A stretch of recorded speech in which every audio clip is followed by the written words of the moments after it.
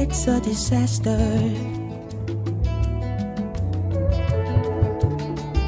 To not know your purpose is a tragedy. It's a disaster.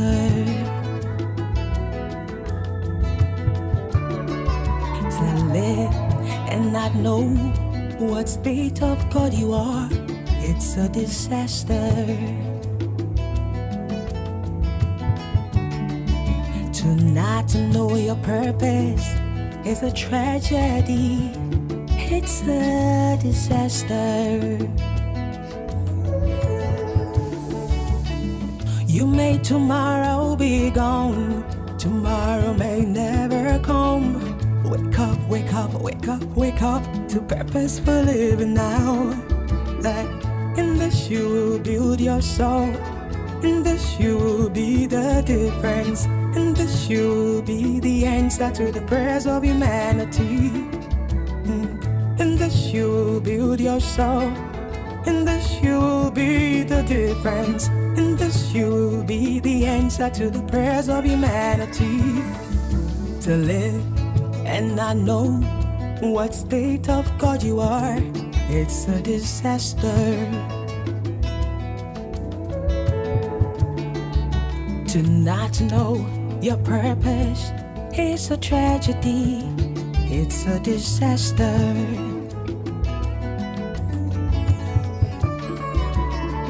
Sunshine, rainfall, half spins.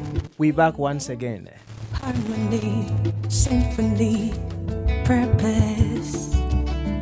Sunshine, rain. Mentoring hour once again. The wind blows. Coming your way from ONE2ONE Mentoring Network. Purpose. The world is waiting on. We've been away for a while.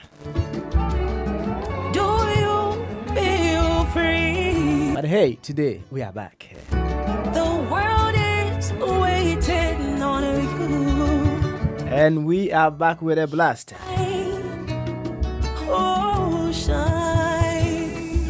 I have today with me Shining like a Dr. Susan Jasmine, shining so bright. another beautiful smiler,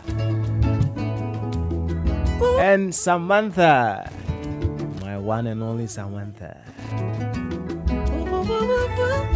And interestingly, we're talking about women today. Tomorrow may never come. Interesting, isn't it? Wake up, wake up, wake up. All women talking about women today. In this you build your soul. What I can feel within my soul is going to be a very, very beautiful conversation. You will be the answer to the prayers of humanity. So sit tight. That you will build your soul. It's quite early, so get a glass of water, Friends, in this you cup of tea perhaps, to the coffee humanity. if you want to keep it hot. And I know And let us enjoy our beautiful women this Saturday morning, the 7th of May, 2022. Good morning, Dr. Susan. Good morning, Jasmine. And good morning, Samantha. Good morning. Yes. Morning. Yes. Papa.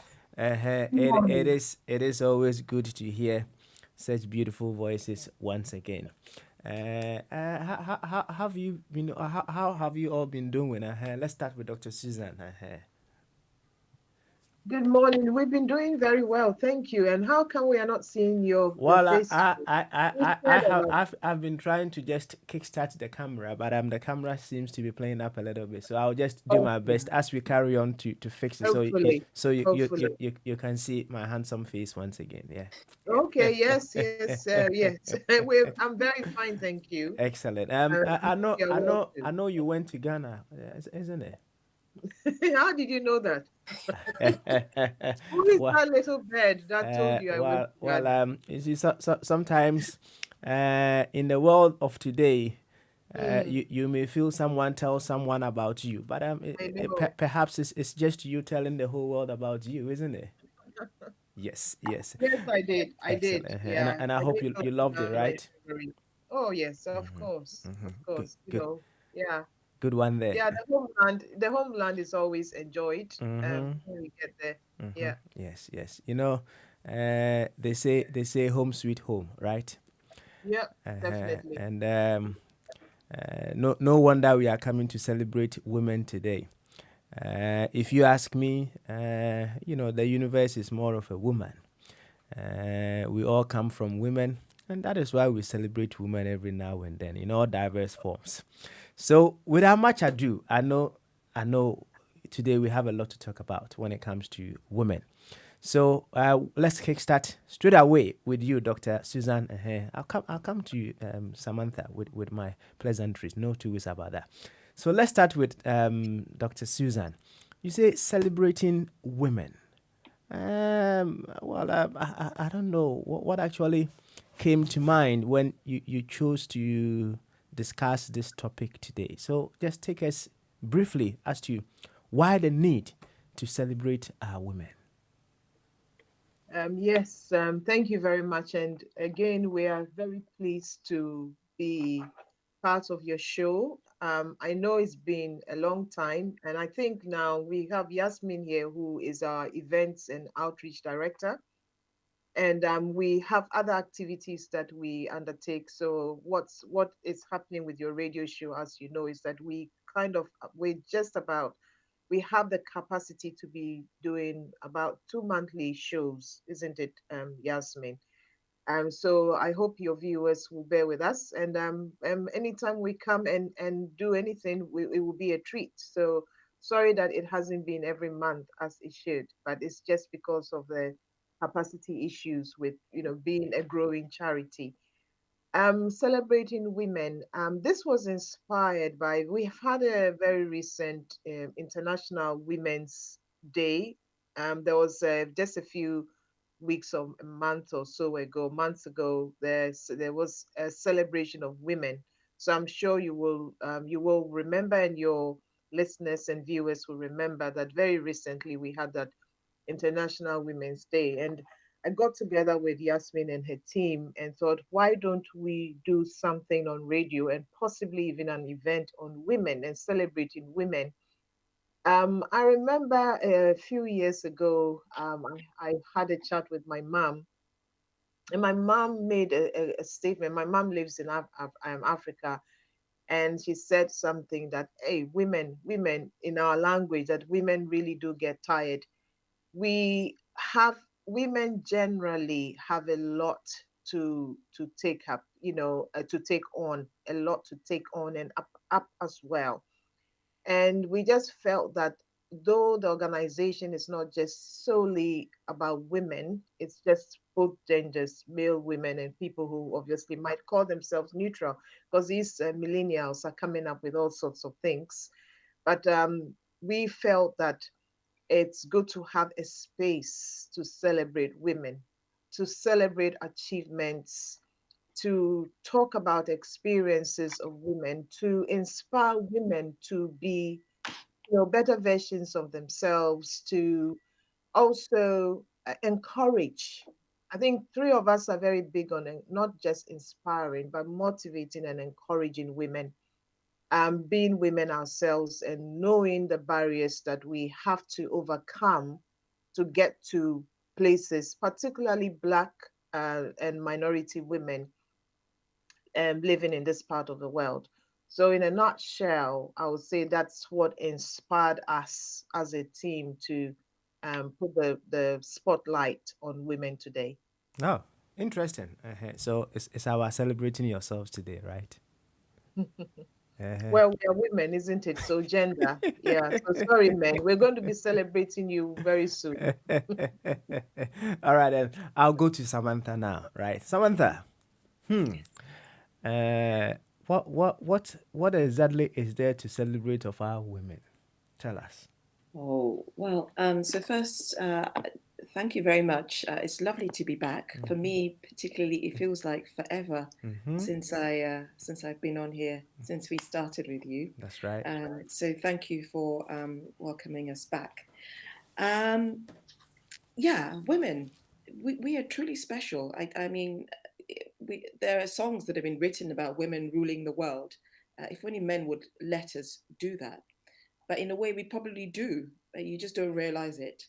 But yes, I like Susan says, we I think as African women or women of color, because I don't want to exclude others who are also listening in, also my colleague Yasmin, women, Black women in general, we are seen, I think, as we are quite a force. If you think about all the various things that happen around the world, we get out there and we get stuck in, and sometimes we simply don't get the right amount of I think recognition or even praise for what we do. For the Black woman and her resilience in general, we face all sorts and we still manage to come through. In the workplace, particularly as Susan mentioned, in this part of the world, many of us, if I could take a whole day telling you stories that I've been through throughout my working life, through the 80s to where we are now. And I always tell the young women that we mentor, if I had any of my mentoring people, I said, you might think that it's tough, but it's been tougher than this. And so we're making headway. We're making headway.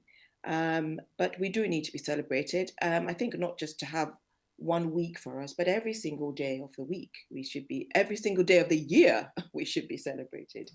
International Women's Day was fantastic. We all celebrated it in various ways. Like Susan, I was also in Ghana late last year. I had the pleasure of being there for about 5 weeks. So I got to feel quite grounded with people around us. And on International Women's Day this year, I managed to speak to 2 women who had essentially gone into entrepreneurship in their later years, which was fantastic listening to their stories. There are many, many people out there, women out there who are doing incredible things. And for me, it was quite an eye-opener to actually not think about the limitations that we have. We need to just keep thinking big, whatever stage in our lives that we are. So yeah, that's my bit. I'll give Jasmine the floor to have her say as well. Okay, all right. Before I flow with my questions, just an introductory comment from Jasmine as well. What is there to be celebrated about our women? Let's go, Jasmine. Thanks, Papa. Yeah, just to add to what Sam and Susan have said, I think we are unique individuals, and all of us are here because of our mums, of women, and that's one thing. Genetics, they've not managed to change that, so that's one thing. So I think that's a unique selling point in itself. And if we think the journey of childhood, birth, that's obviously my area of speciality. And women who've migrated, who've progressed in society. And I think it's about celebrating the history. If we think of where we were years ago, women who can vote, or you have certain cultures who restrict the roles of women, you cannot drive, cannot receive an education. And these are some of the challenges that we've had over years. And even currently, Sam said we have been making progress, but in celebrating the International Women's Day this year about breaking the bias, we know there are still issues that hinder us in terms of progression at work, in terms of pay gaps, work-life balance, women who've had kids, the prejudices that surround that, other areas around finance, pay, so there are lots of issues that still occurring today and that, we face as women. And I think for us to thrive and to succeed, despite all these adversities, I think it's good to celebrate all of these successes, or people who've managed to look after home, look after their kids, hold a job, look after their mental health, their well-being. And I think that's what we have to celebrate today. And I think we have made progress, but still lots to do. And I think that's why we want to talk about this topic today. Excellent. I'll go to Samantha because she made this comment. She said, "Women rule the world." Although we may not admit it here and there. Let me ask. The female energy is a very interesting energy, and I know it can do a lot. Let's break it down, and then we can all learn from it. What are some of the virtues of the female energy that, if we allow, because as it stands now, it's more to do with, I don't know if you know, back in time in the Bible, they say Jesus fed 5,000 people, women were not part, and children were also not part. Although women were part of the people Jesus fed, but they only counted the men. They left the women and they left the children. Quite recently, not long ago, that women were even allowed to vote as well, right? So more or less, it's been like a man's world over time. So let us know some of the virtues of the feminine energy. And if we allow those virtues to flourish in our women, if we don't put any stumbling blocks in our women's way, how things will change in this world. Now, I know you are a woman. You are a woman, so you know the kind of feminine energy that you have. Back in time, when I go out and I become very naughty and I come home, and I can see my daddy very, very upset, wanting to beat me. I run away simply to my mom. So as a woman, the feminine energy that you have. If these energies are allowed to flourish in our women, nothing stopping them, what would change? Take us through a little bit, one by one. Educate us. Over to you, Samantha. Wow. I can always rely on you to creep out of my bed on a Saturday morning. And then you just come up with all these incredible questions. So, yes, you're absolutely right. Like we said, the energies that that women have.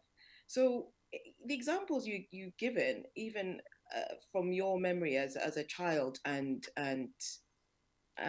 in our household anyway, for me growing up, it was the same. If you're upset, then your dad's cross and you go to your mum, but your mum was also the one person who would tell it exactly like it is. It's absolute no nonsense, because that's the person. She pretty much, we say the man is the head of the house and the rest of it, but who takes care of everything else that's moving? Every moving part, for me, in our household anyway, was led by my mother. And I think certainly in my own house here, I do exactly the same. You have to make sure that the kids are doing all the right things. If they're in trouble, they'll come to you. They're more likely to come to their mum than they are to go to their dad. But there are households that don't have that, mind you, and we do have to be conscious of that as well, that there are households that for whatever reason, there's only a dad there. But we're saying that where there is a woman in the house, then we drive the energy that sits within the household. So I certainly come from a family where the women were very strong, and this is on both sides of my family. The women so my grandmother, for example, had her own sewing school and had over 100 girls. So this is over in Ghana, over 100 girls that she would teach and make them into not just be able to sew, but to essentially teach them how to become women of the world. So it's like it started from there. This is on my maternal side. On my paternal side, my paternal grandmother was also had run a school. So you see where it comes from. And these are women who are no nonsense. It didn't matter what the men were saying either side of them. They were completely driven. And that's the same thing that we take. And I take the same attitude here, whatever it is that I do. And I look at various women now. You take, I'm just going to give examples of maybe the one that springs to mind, I guess, is somebody like Kamala Harris, for example, in the US. we're watching her keenly on this side of the fence as she kind of, even as a vice president, what is she going to do with her next step? And I think in this country, we need to see more of our women here doing something as big as that. That's right. That's right. Certainly. Certainly. Before I go to you, Dr. Susan, there is something here that I want to read across. There was a time President Buhari made a comment that the kitchen is for the wife, right? Yeah. He made that comment. It became a very big issue around the globe. Now, this is something from Ishmael Tete. Women are for the kitchen. Women, don't fight what makes you strong. Don't fight your gift. You are for the kitchen. Your breast is the kitchen that cooked the breast milk that fed us when we were born. You are not just for the kitchen. You are the kitchen that nourishes life. That is why you deserve the best of education, respect, and dignity. You are the kitchen. Emotionally, you are the kitchen that nourishes us with courage and wisdom and inspire us to rise again to face the challenges. Like Yasantwa of the Ashanti Kingdom, you infuse yourself as blood into the veins of men to rise and fight to protect their collective soul in the golden stool. You are the kitchen. Accept your office and power. In the home, no one beats you in your natural office, the kitchen. In the preparation of food to nourish the family, the love songs in your heart that you hum and sing while cooking infuse the food with spiritual energy, healing, and fortification to travel the journey of life. You are the kitchen. Your womb incubated us, birthed us, and your breast fed us. You are the kitchen, mother, and nourishing fountain. We honor you. Why do we in Africa always say, when we are in a quagmire, that we are going to ask the old lady for solution? It is because we know you. Your silence is rich with knowledge, and when you speak, we are recreated. Women, you are the kitchen. Dr. Susan, you are the kitchen. Okay, so I think there are very angles to this poem. If you read it, just surface read it. If you look at it just on the surface, I mean, feminists can get rather incensed by this. But I think Ishmael, and I have a lot of respect for Dr. Tete. Dr. Tete is coming from a more metaphorical, linking the sort of African proverbs, because we speak in riddles. We have a beautiful way in Africa, the way we express things, and obviously using the experiences of African to construct this saying, so this poem. So I think we need to take it with a pinch of salt, because I know that we have a mixed audience listening and or viewing this program. So he is probably approaching it. He is approaching it metaphorically. So if you look at it from that, then he is actually saying something that enhances the profile of women, and not saying that we just are just good for cooking. I didn't get that at all. I think he's saying something more. He's very complimentary about who we are as women. So using the theme of kitchen, I just want to kind of the word nourish. I want to extract out of these sayings the word nurture and the word nourish. And your first question, what you asked Sam was, what factors or what features do we have as women that feeds or that is part of the energy? So I want to use nourishment and nurture. So we are mothers, and there is an African proverb that says that if you educate a man, and again, I'm not being gender biased. I'm just quoting African proverb. It's been there for ages. It's ancient. It's an ancient proverb, and it is a well-known proverb. If you educate a man, you educate an individual. But if you educate a woman, you educate a community, a nation, because of the woman in the kitchen.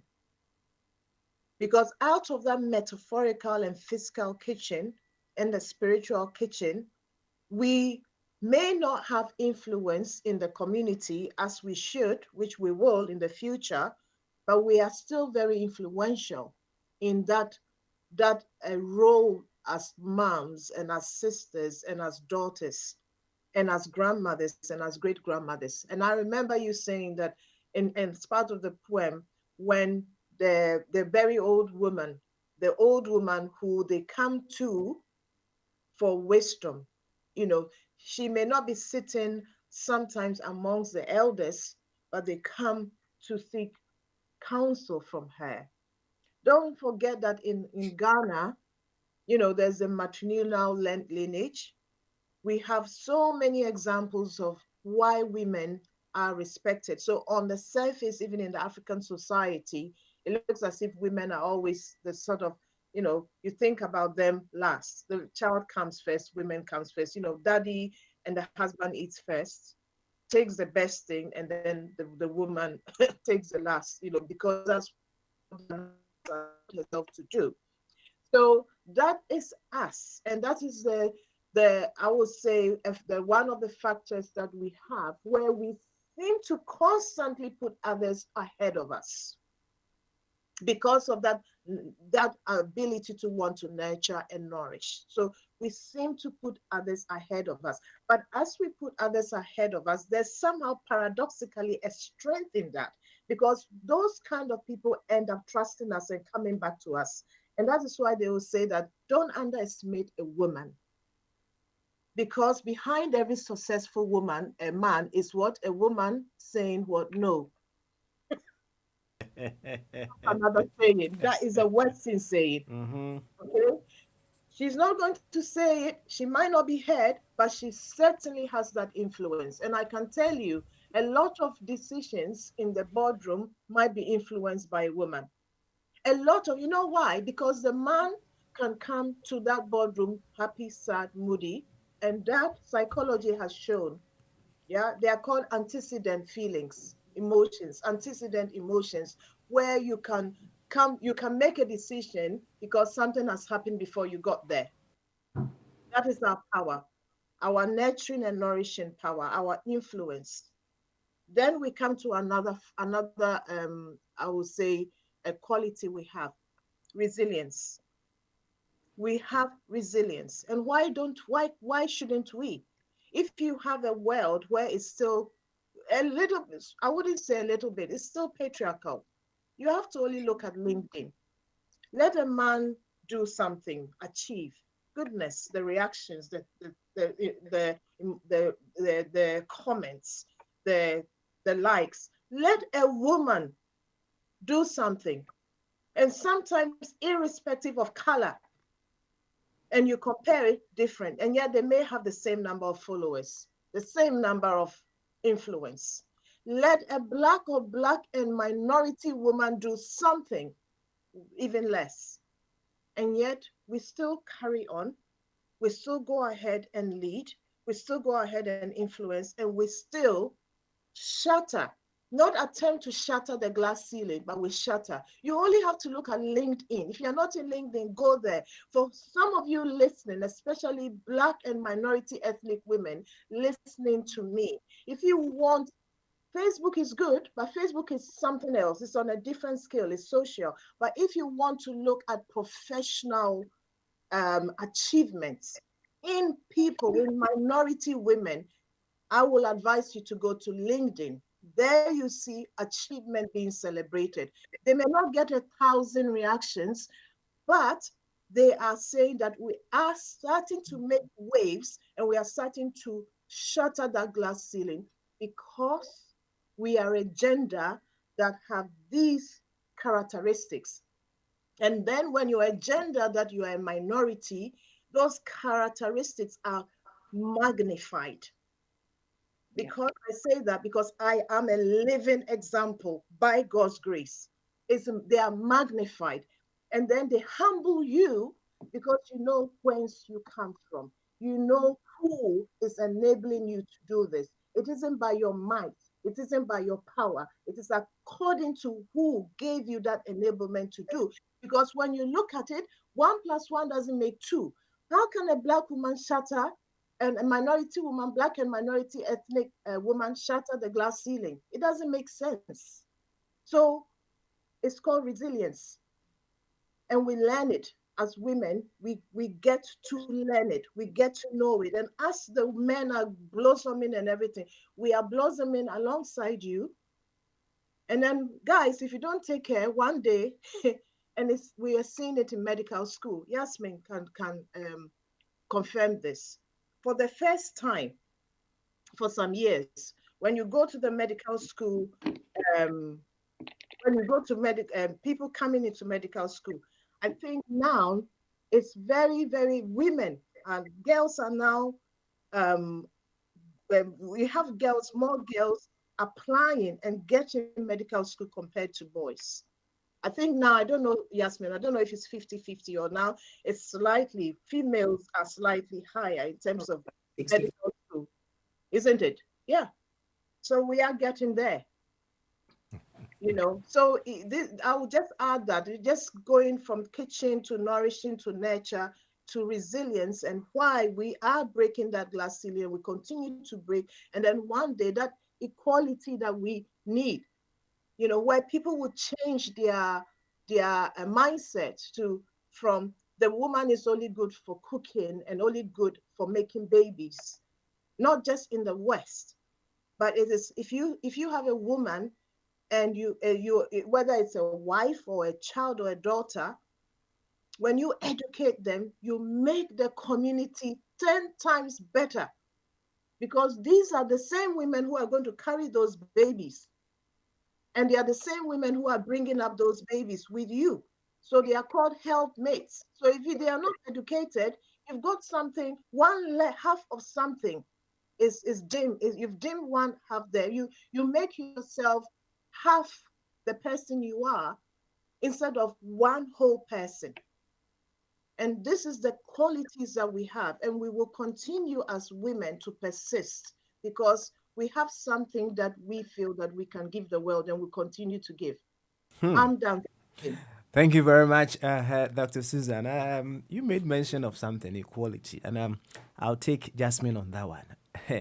uh, are we celebrating women? Are we bringing the achievements of women to the forefront? Are we proclaiming the good that you do so that you become equal as men, or what? Is that what this is all about? I think we have to take women as not just women in general, but I think we need to take women as individuals. And I think that's the element. So it's not just saying we want to be as equal as men. We know there are gaps for different things we talked about, whether it be for pay or promotions, or what Susan was talking about, how women are perceived. There's what's called the boys club, or to be promoted. So it's a bit of a man's world. So it's just a matter of being recognized, for who we are as individuals, respecting our cultural backgrounds, our heritage, our educational achievements, our knowledge, our skill.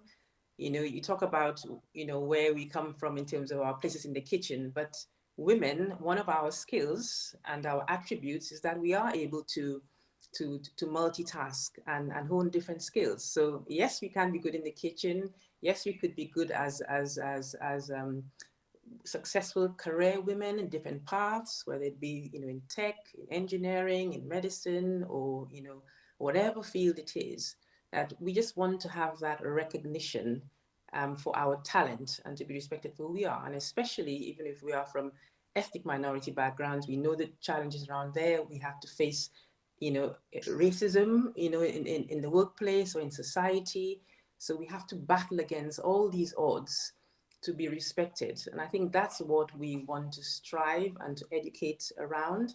And all of us need to have that bit of cultural awareness, as it's called. So leaders in organizations, in healthcare, in the workplace need to respect that, And so, yes, it's not just saying we want to be as good as men, but we are, and sometimes we can be probably better sometimes. I'm just saying better, but equal as, probably even better at certain things, And I know I have lots of my best friends are males and they're good at certain things, and some of them are better cooks than me. So it is a bit about, and they, I'm sure, will have their own day at some point. So hold on, Papa Smiley, you will have your day. You will have your day. So, I think it's just recognizing, I think, our own skills. That's what it's about. Yeah. Okay. Now, recognition. I'll take you on that one, right? How does it feel when you are not recognized for the awesomeness that you are? How does it feel as an individual? How does it feel in the workplace, in the home, among your friends? When as a woman you are not recognized for the awesomeness that you are, how does it feel? Take me through that. Yeah, I think you feel despondent, and you feel remorseful, and you think, well, why in this current society, we're in 2022, and we look back what's happened in the past, and you think, why should this be happening, in this day and age?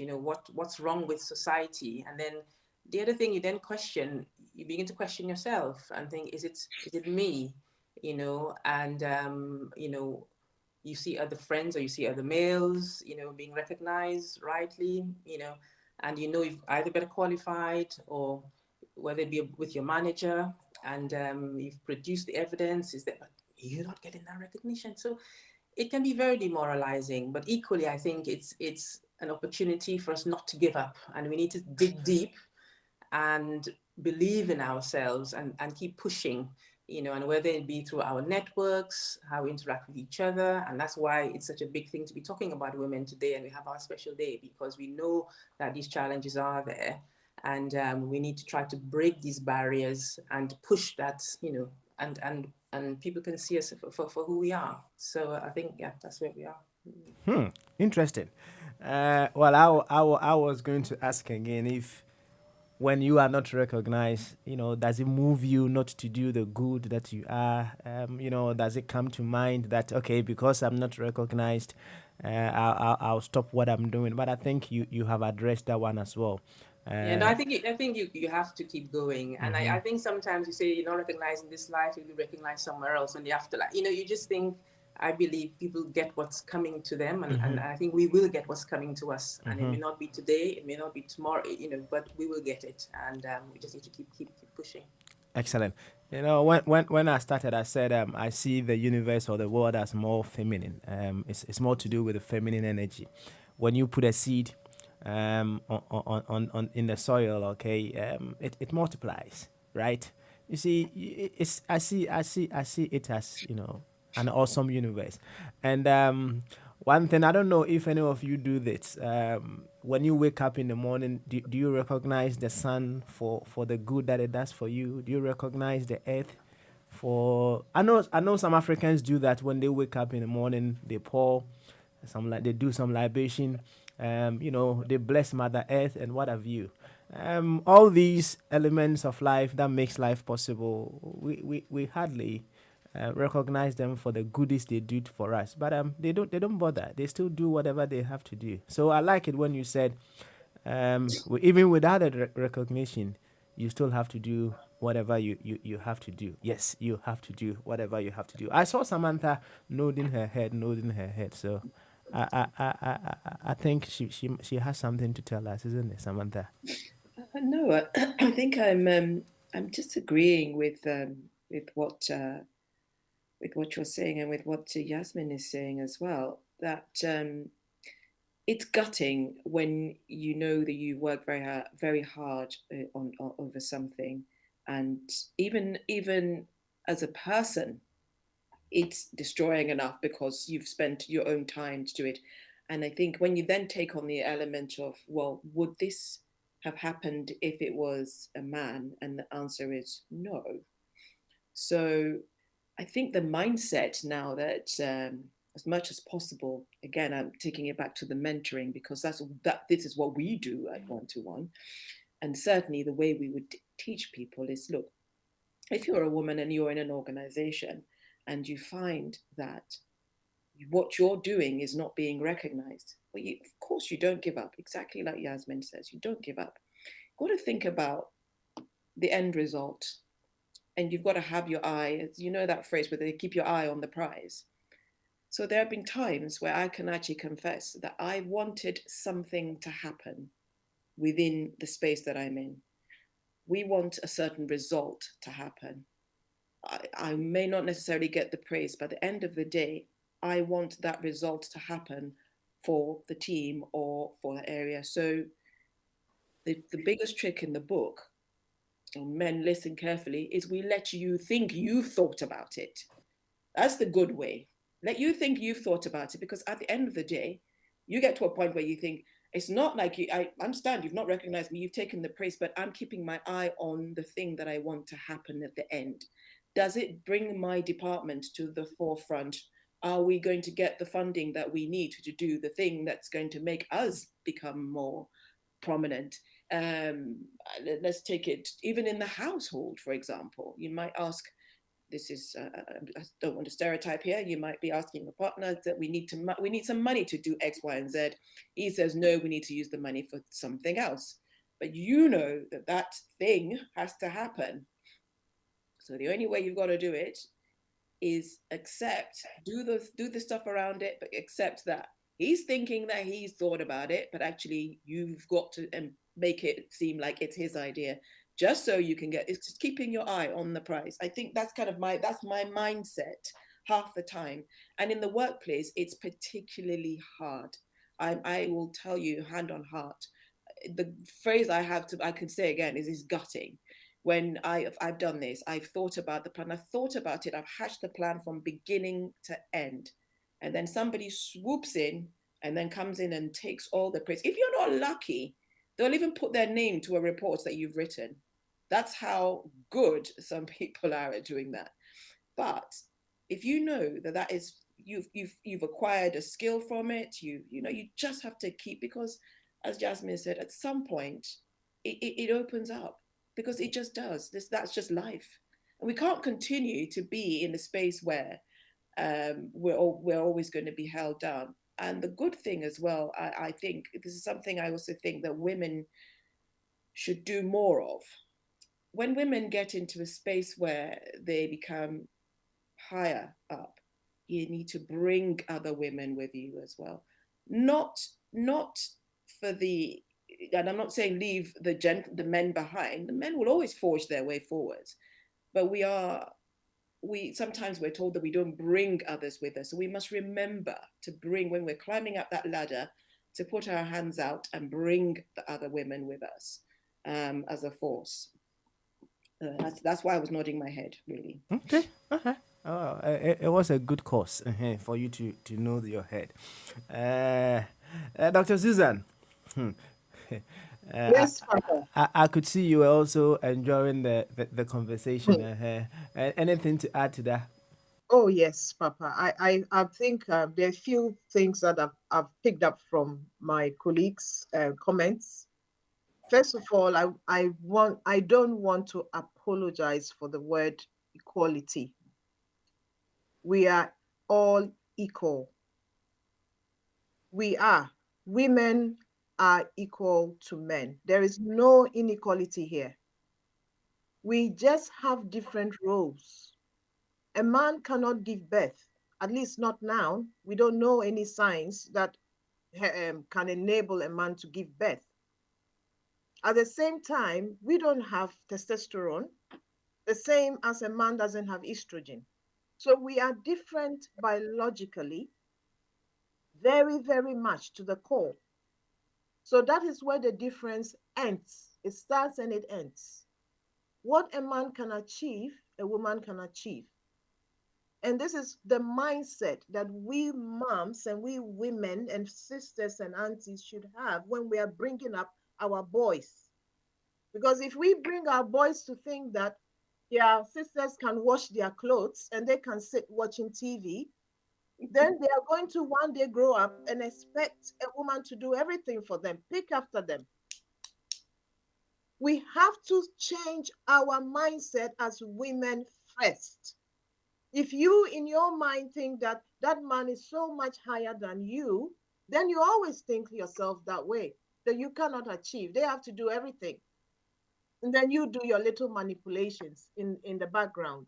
But if we as women realize that God has made us equal, we are helpmates. If we are, you know, talking to the audience that we have, it means on the side. We're not one step behind the man or two steps ahead of them. We are partners. Partnership is equality. So what is it about what in so many cultures women are looked at as inferior. You give birth to daughters for some reason. So many cultures. When I go to Ghana, I've got two sons, like it's such a big deal. Really? I wanted a daughter first. Yeah. No, I keep adopting every single friend's daughter. I love women. I love daughters. I love us as a gender. We are beautiful, beautiful things. God made us same as men. I have men surrounding me. I have a husband. I have two boys, brothers. I love them. Yeah, but we complement each other. So there isn't anything as a woman is more superior than a man, or a man is more superior than a woman. We complement. It's all called partnership. So I thought I wanted to address that. Then the second thing about achievement, and how sometimes as a woman in the corporate world or in a profession, your achievements can be trivialized. Your achievements can be trumped. And especially if you are from a minority ethnic community background. How do you overcome that? And this is some of the things that one-to-one, this is some of the issues we address, because we are people who are on the people on the platform have risen through a career path. We've reached where we've reached. What were those barriers? You think we didn't overcome through those barriers? We faced those barriers. And what I have said to women, and I have heard it so many times in so many boardrooms. I have scored something in the NHS called Clinical Excellence Awards. And most of the time, I've been the one black a woman. Yasmin has the same experience. And I remember the chief executive asking that, what is it about women? You have so many men applying for these things. And then women, all women, irrespective of race. And what we concluded was that women generally, we don't showcase our achievements. There's this humility and this imposter syndrome thing going on. Imposter syndrome affects women more than men, because men are already, if I even watch my boys and the way they carry themselves, you find out that the girls have to try 10 times harder. The boys, of course, if you're a black man, it's a little bit difficult. But honestly, if you're a black woman and an African and a Caribbean and Asian, oh my word. So you need to showcase your achievements. You start showcasing. I've been a director before. Yasmin is a clinical director, has been a clinical director. And yes, women can also take your glory. Women can also, especially women who are, they've learned the art of knowing how to put themselves out there. They know how to talk. And in this culture, they teach them how to talk from when they are 4, because they start acting and start going to poetry. So they know how to talk. We all have had babies here, children here, so we know how they can talk.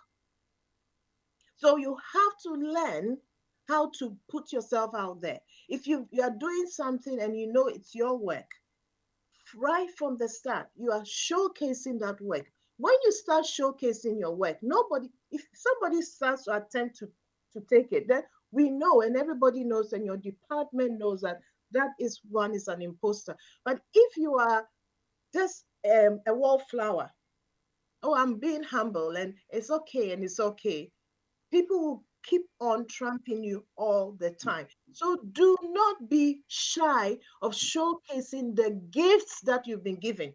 Why did I give it to you? You are unique in the gift that you have. So if you have a gift, showcase it. Don't be shy about showcasing it. It's not pride. Pride is when you pretend that, oh, you are shy and you are humble, and then inside you are dying. That is pride. You shouldn't be dying because somebody is showcasing work that you learn. Maybe first time they do it, second time, third time, you should be asking yourself, why? What can I do to stop this? Do I need coaching? Do I need mentorship? Do I need to go to my manager to just tell me what to do? Do I need to go to a friend who is in the corporate world so that they can tell me what to do? You need help, basically, because every time somebody is taking your glory, and in not just the corporate world, but in every single thing, and especially in this Western world, it's so easy. We have to fight so much more, as especially as a Black woman, So it isn't you being aggressive. There's a difference between being aggressive and being assertive. There's a way in which you can quietly be assertive with grace, with poise, with elegance. And then with time, they know that you are not somebody that they can mess about with. I'm talking this way. I'm speaking this way because this is about lived experience. I'm not saying something that I've read in a book. Because Samantha, Yasmin, myself, we have walked the walk. So we are not just talking the talk because we've read it from a guru or we've watched a guru, because we have lived experiences and managed by God's grace to break that glass ceiling a little bit. That's me, Papa. Thank you very much. You are living testimonies. I love that. You see, when the feminine energy is fully active, it does a lot. It does a lot. It does a lot. No wonder Samson fell. The feminine energy was fully active at that time, so he couldn't help it. He couldn't help it.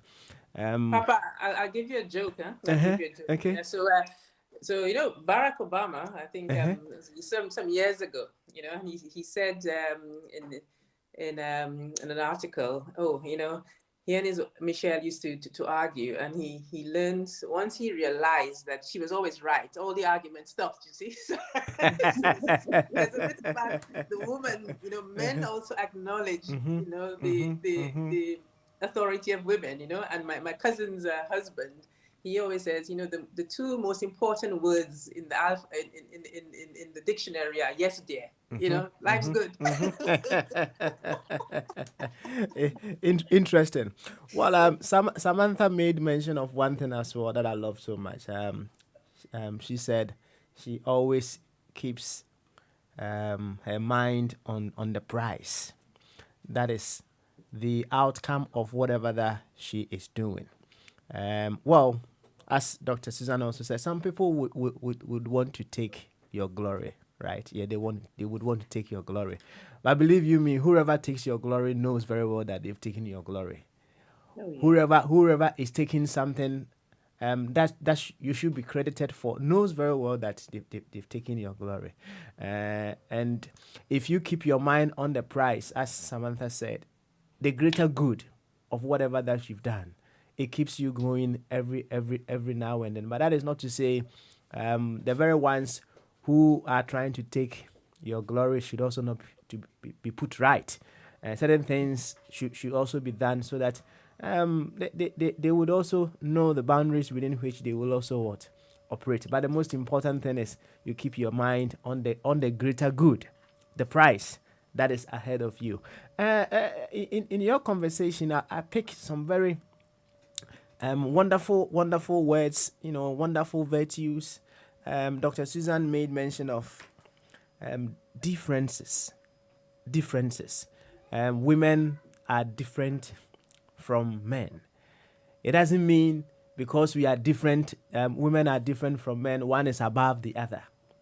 And you also made mention of complementing each other.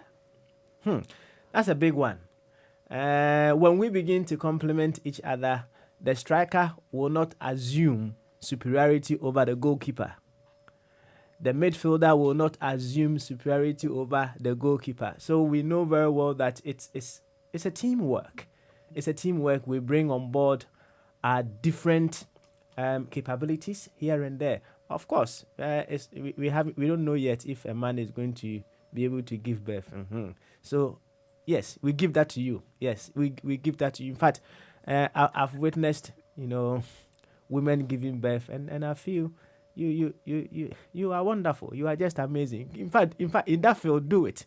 We don't want to come there at all. So we should, as Dr. Susan also said, the mindset is what we need to work on. How we will be able to teach our children that it's all about complementing ourselves and not trying to take someone's glory, trying to step into a place where possibly nature does not allow you to step in as an individual. The mindset is what we need to begin to work on, because if that mindset is not worked on, we're going to have this same conversation years to come. So certainly, I appreciate your various comments on these very issues that you have brought up on the table. And I'll ask Samantha once again. Samantha, Dr. Susan made mention of antecedent emotions. You see, women rule from the bedroom, isn't it? Do they? You should tell us. I don't know if I'm qualified to do that, but yeah, keep going. Yes. One thing that I read somewhere is a woman can give you say option A, option B, option C, or option D, and ask the man, it will ask you to choose. Right? Now, when you choose, you may think you have made a choice, but truly, it is not you who made the choice. It's the woman. Yeah. So they gave you 4 options, you chose one, right? So it's not about you making the choice. It's the woman. So women, you rule from the bedroom. But one other thing that we should also bear in mind is, just as a knife can save a life, it can kill a life, isn't it? A knife can save and it can kill as well. So tell us, it's not all women that use these wonderful virtues to promote life, right? If these virtues are not used appropriately, the feminine energy, if it's not used appropriately, like it happened in the times of King Ahab and Jezebel, isn't it? Yeah, I know my Bible very well now, isn't it? Yes. If that feminine energy is not used as to how it's supposed to do, what kind of damage can it cause as well? Yeah. So, but I think that's quite and thankfully, I don't have any personal example to give you about how I have used my feminine wiles to get, thankfully, because that requires a certain amount of, should I say, I don't want to say that it's being devious or anything like that, but yes, it does have to be contained. We know our strength, and we know our capabilities. All right. And I would say that it will probably take me back to the point I was making before, and this is just my own personal beef, that if we know the strength that we have, then we've got to use it for good. We simply have to use it for good. And the good being that we're taking people with us, and particularly taking the women, that because we know the disadvantages, and so you take it with us.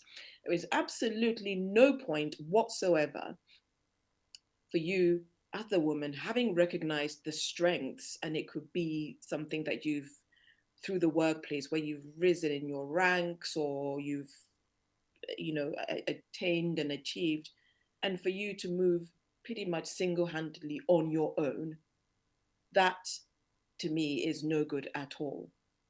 You've got to bring them with you, bring the other women with you, or bring people with you.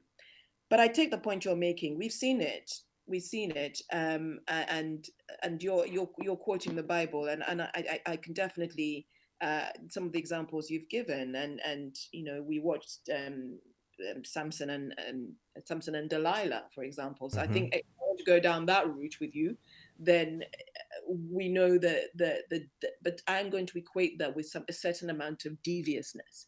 I wouldn't say the woman as in general might start out having that intention, but sometimes maybe for whatever reason they've had to apply that kind of I'm going to use the word strategy, because you see I'm trying to use positive words. I'm trying to use positive words because it's a strategy. It's not intentional, it's not malicious. But yes, you can do that. But that I think for that question, really, it will be the same. That's more I would say about human nature, than recognizing that yes, the woman knows her strength, and therefore if she uses it to do, it's so strong that if she doesn't use it well, it can lead to evil. Well, you could say exactly the same thing about a man anyway. So yeah. Can I add to what Samantha said? You see what Samantha is doing is she's forsaking Delilah and Jezebel, right? That's what she's doing. You add what you want to add, Jasmine. Yeah. No, exactly on the same theme. You don't have women, who are, like say, deceitful, and go out to manipulate, or whether, Susan talked about, or Sam, who want to bring on other women, or, want to get to the top, by credit of others. There's some women out there, again, who feel a sense of entitlement, whether it be in their relationships or, and think, well, I'm going to sit, or they go out to manipulate men. We see that out there too, so it's sad to see these behaviors, but it's there. And I guess the other thing that's a bit of a bugbear for me, and I think this is more thinking about our younger generation and what we see out there, and the whole influence about social media. I'm just saying, if you look at the Grammys and all these award ceremonies, can you see what I'm saying some of the women are wearing? I'm just saying where, hardly anything is covered these days. And that, to me, that image is out there, for our young women coming up, and to think, well, it's okay to do that. And so that's something I think is a negative thing for me. Not to overshine the lovely attributes that we have. And I think obviously 90% we have all these lovely other attributes, but these are some of the negative connotations. But I think, can I just respond to that as well? Yes. Papa, it's like we're taking this over. Yeah, carry on. Carry on. That is how I want it to be. So carry on. So you will see, and I'm going to use that celebrity culture example that you've just given. Yes, it distresses me as well when I see certain people sort of have to. But do you know the message? The message, you can turn anything that's negative into a positive if you know how to spin it. And the spin on that, and I'm hoping that our young women who are coming up, who were celebrating women, and we want them to understand that it depends on how you spin it. That person comes along and says, I'm wearing half as many clothes as I can because it's empowering. Because you're not going to tell me, you as society are not going to tell me what to wear. So it's turned, do you see what I mean? It's turned into a positive.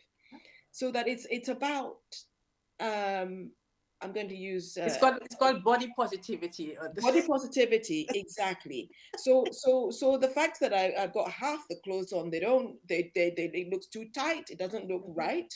But it's when I stand in front of the mirror, I'm thinking, yeah, I'm liking how I look, and forget about the rest of it. So the positivity around that, and we I guess we have to recognize that. And I think as we've gone along, I see maybe in certain churches where the priest will say the women, oh my goodness, I watched a video recently of a priest who wiped off the makeup of somebody who turned up to get married. Yeah. I don't know if you've seen that. I've seen that one. Yeah. Somebody who turned up to get married with her husband, and the priest had himself cloth in bits of water, took it all off her face, they took all her what you call it, her nail varnish off, the whole lot. And when I watched that, I understood that that the church has said don't do that, but that specific church has said. But also in my head, I was thinking this is disempowering for me.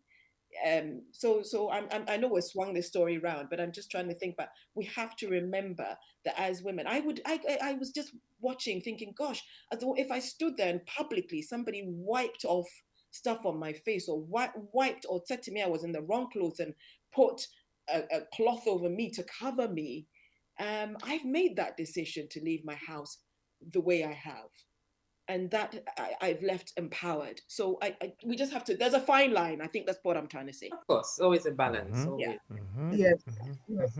And, Papa, Carry on, doctor.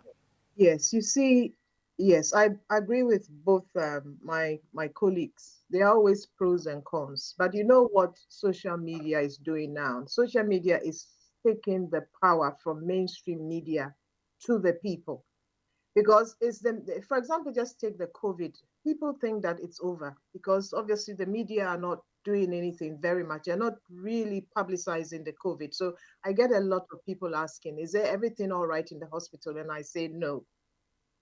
So the media changes our cognitive perceptions. So people like social media influencers, they then the individuals take the power into their own hands. And that's what we are seeing with the millennials coming up. They are saying to the world, I want you to believe that, I don't care whether I am fat in the media's eyes. I will dance and show myself that I'm proud of being overweight and not stick thin. I have seen so many things on video, very people who are the media will call not the ideal, standard of beauty because they're a bit overweight, dancing as if there's no tomorrow. Now we even have on the social media African dance being enhanced. I mean, there's one, I'm sure, Papa, you see this one that's going around called one leg. African dance one leg. That's right. Everybody is doing it. Everybody. Mm-hmm. Yeah. And then Jerusalem. There's all the, you see, this is how you get people changing their perceptions about body size, gender. This is it. And it's going to continue to happen. So, and also the thing about clothing and women, you have the negative bit where the media is wanting to show the stick thin model and scantily clothed and that sort of model where a man likes. I think we are moving away from that to I have my body, and if I want to wear what I want to wear because it's my body. Yeah, our generation, we don't want to, we kind of frown when people show too much. But the thinking might be different. The thinking is, it's mine. So if I want to wear something tight and showing my beautiful side at the back, what God has given me, what's your problem? If you are suffering because you're a man, you got to deal with it. So sometimes some women might be thinking that way, and not because they are doing it to please the patriarchal ideal of, and I think I'm beginning to see that a little bit more coming through. Obviously it's good for us to be decent, but what's decent? People might not think of it as that's what I'm trying to say. And it's all about women being empowered to think that they don't need to be insecure. And if we change the narrative where women start thinking of themselves as equal, they're equal, and they are not something, an afterthought, then little by little, those sort of insecurities will die down, will be reduced, with time. And then we all get to where we're supposed to get to. Yes, you just made a statement, afterthought, right? And I'll stand on that a little bit, and we'll perhaps run it with that one. When it comes to the religious settings, many people are saying, women are afterthought, right? When Adam was created, then God realized it is not good for a man to stay alone, so he made Adam fall asleep and then he took a rib off, and then out of that formed a woman. Okay, some people were saying, that makes women an afterthought. Well, that aside, I know when it comes to the religious settings, there are some churches lately that we've seen some changes, but there are some churches that were not even allowing women to stand in front of the pulpit to minister. They will tell you, if you have even a question, go home and ask your intelligent husband, right? You can't ask questions in the church. You can't do, you can't do so many. Women. I told you, when Jesus fed the fed people with five loaves of bread and 2 fishes, they said it was 5,000 people. Women and children were not included. So you weren't counted here and there. So obviously it's some it's something that has many people see it from diverse angle. One, women, you were afterthought even from God, and then even in the Bible, you are being sidelined here and there as to the things that you can do. But then again, this is where the question comes in. Many people are saying it is all about inferiority complex when men are unable to allow women to be who and what they are. Inferiority complex. So with all the comment that I've just put across and what I've said about inferiority complex, just a few words how inferiority complex truly comes in our inability to allow women to be what they are, in our inability to make women flourish as women in this life. I'll start with Jasmine. Then Samantha comes in, and then Dr. Susan, you run it up beautifully for us. So, Jasmine, over to you. Yeah, so it is a concept, I think, certainly that exists. And I think if men have, this inferiority complex, as you say, it's a matter of, hindering, I think, the progression of a woman. And that can manifest itself in so many different ways. So it could come out as abuse, whether it be, verbal abuse, physical abuse, never complimenting a woman, in terms of a woman wants to go for maybe she may be at home, wants to go for a job, trying to suppress her. And I think that's what it's about. So I don't think if a man is genuine, and as Susan was talking about, complimenting, it'll be about, having that partnership and realizing the strengths of a woman, and a true person who's truly engaged would want that woman to flourish. But men who have this complex are going to want to suppress women. And I think certainly if we encounter any of these men, we should run a mile. And sometimes you don't realize it, you might be with somebody for years, and it's only slowly you start to learn, and you realize when you really sit and think, oh my God, this is what's happening here. So it is sad it exists, but I think we as women should have that intuition. Always trust your intuition. Look, if it's not positive, and if this man is trying to suppress you, it might be a bit about that. It's more about him, and it's not about you. Over to Sam. Over to you, Sam. Mm-hmm. Thank you. So we're talking about the inferiority complex. Do you know what? I was thinking with a few minutes to go, quite frankly, that's a whole topic in itself, really. But I'll just sort of try and sum up a little bit. Sometime last year, I was involved in another sort of a webinar that we did on domestic violence and stuff like that in the home. And what that threw out for me was actually the reaction. When the posters, even when we sent the posters out to say these are the topics, because we split them down the middle, and we were going to talk about, the red flags, the things to look out for, and then the healing. So it was all split. We put the flyers out, and the messages that were coming from some of the men was actually it gave me quite an insight into this inferiority complex you're talking about, where they felt that, who are we to even talk about this? How dare us as a unit try and discuss a topic that the men felt, and these guys says, oh, but why is this being discussed at all?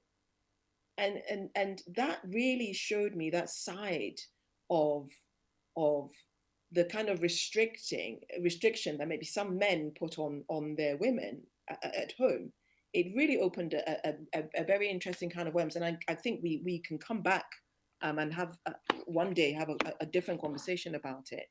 But I think, as Yasmin said, for women, for us to remain strong, for us to remain empowered, we do have to also take that responsibility of recognizing these signs, because the signs are always there.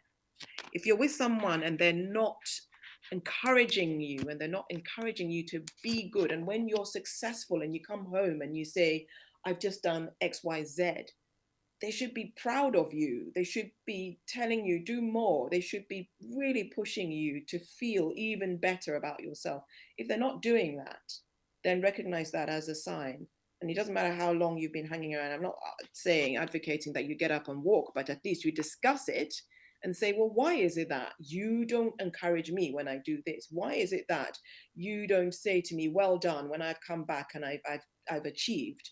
Because we need that kind of level of support from our men, and we need less of this inferiority complex. But another thing, which as I'm rounding mine up, is that Susan mentioned, was also, as women, the thing if we do have boys, we are bringing up our boys. I mean, the girls, we can talk to them because they are like us, but we do have that responsibility to make sure that we're passing on the same positivity that we feel. And we explain to our boys that this said to me makes me feel really good. This said to me makes me feel very positive, so that they recognize that, and then they carry that in their own lives through the work and with their various future partners or yeah. Thank you. Thank you very much, Dr. Susan. Yes, Papa, just because you mentioned the Bible, obviously, because of the viewers and the people who are listening to us, I don't think that even the account in Genesis reflects the fact that we were an afterthought. So if you remember clearly in the Genesis, it says that when the man was created, for those of you who believe in the creationist story, I do, I'm a creationist because of obviously my faith. It says that God brings all these creatures to man, man names them, and then it says in the scripture, but for Adam, no suitable helper was found. Yes, and then he causes Adam to what? Fall asleep, and he takes a rib. The woman is created. Then in the end, then they said, when Adam says, now this is bone of my bone and flesh of my flesh, then what happens afterwards? This is why a man leaves his father and mother and is united with his wife, and they become what? One flesh. They don't become one and then something is at the back of one another, like two things interposed on each other. They become one. One. So this is the wisdom of God. If anything has been twisted, it's man that has twisted it. It's human that has twisted it. It isn't something that God has twisted at all. We have different roles, I agree.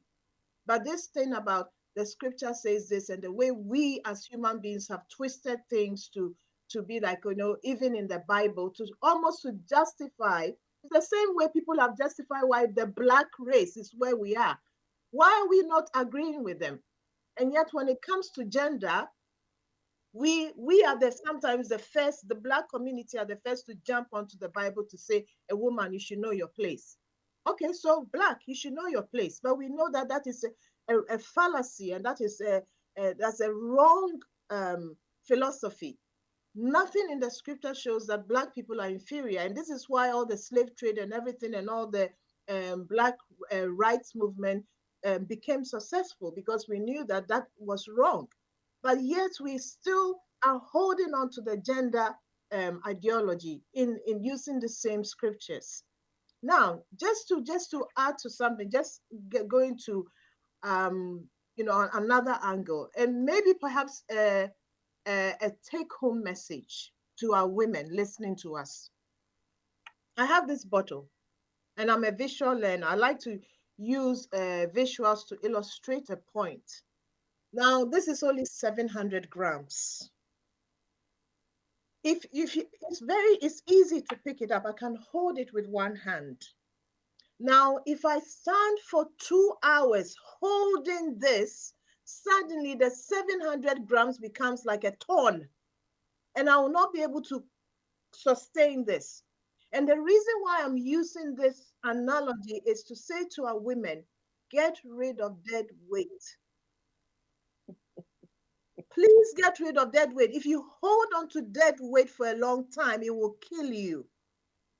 So dead weight emotionally, dead weight spiritually, anything that causes you not to flourish as a woman, not to blossom as a woman, friends, family, wherever, something that instead of bringing you up, brings you down, you have to find a way of getting rid of it. Because if you hold on to it long enough, you are either going to have problems with your arm very soon, your health, your mental health will be affected, everything will be affected. So this is the take-home message. We are beautiful. We are wonderfully and fearfully be made, just as our partners, males.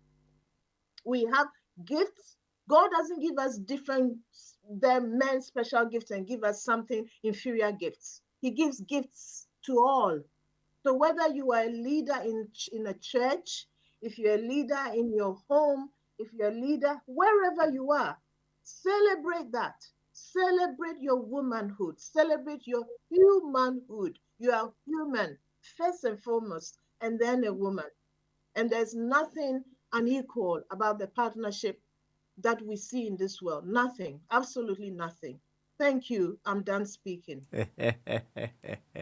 That was very empowering, right? And I'm very certain, not just our women, we all will take a clue from the discussions that we've had today. Most importantly, men cannot do it all on their own. Likewise, women cannot do it all on their own. We have to be able to complement each other once again in order to make this heaven a very beautiful place for all of us. When we forget or we try to put on other roles that other people should play in the equation, we get so many things wrong. Imagine the striker now becoming the goalkeeper. Will he be effective in that position? Imagine the defender now saying, okay, no, I want to be the striker. Will he be so effective in that position? We all should come to understand the various capabilities that we bring to the table. When we do that, we will celebrate each other in our various capacities, and there will be no need for inferiority complex.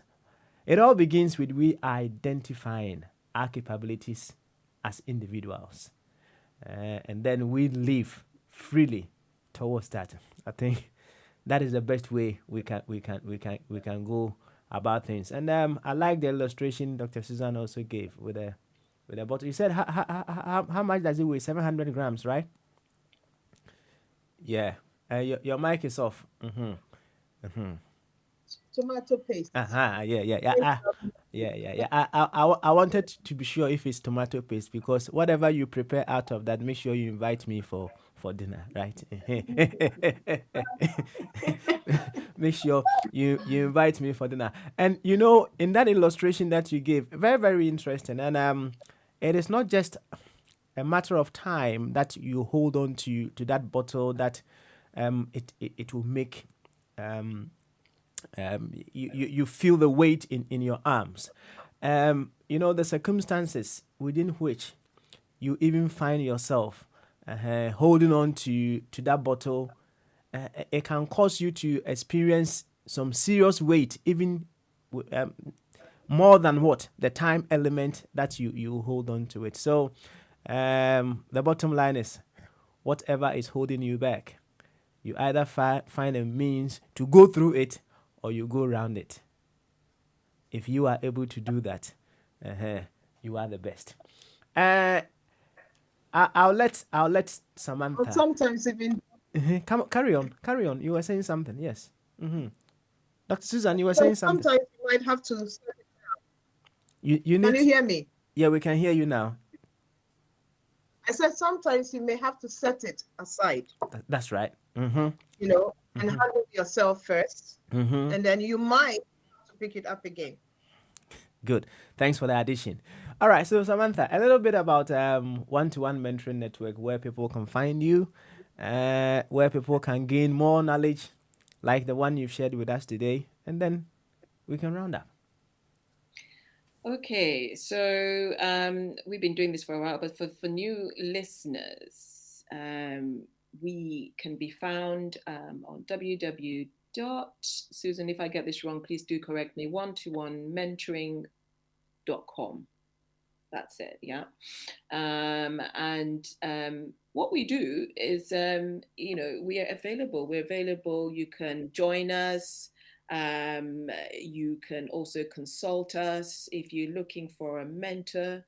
I mean, each of us here, three of us, we've all had various people that we've taken through for either a 6-month program where we work with them. They talk to us.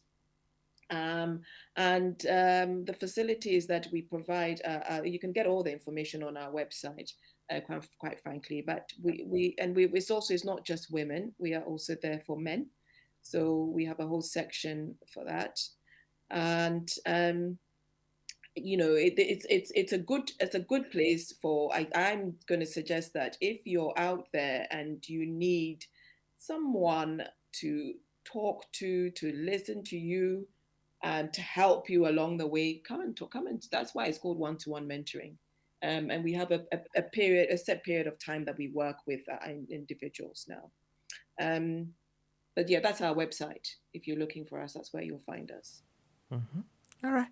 Thank you very much. And as you said, inferiority complex is one huge topic perhaps we need to address. And yes. One other topic I'll suggest you the group also think of, so we can come and address, is the power of gratitude, right? The power of gratitude.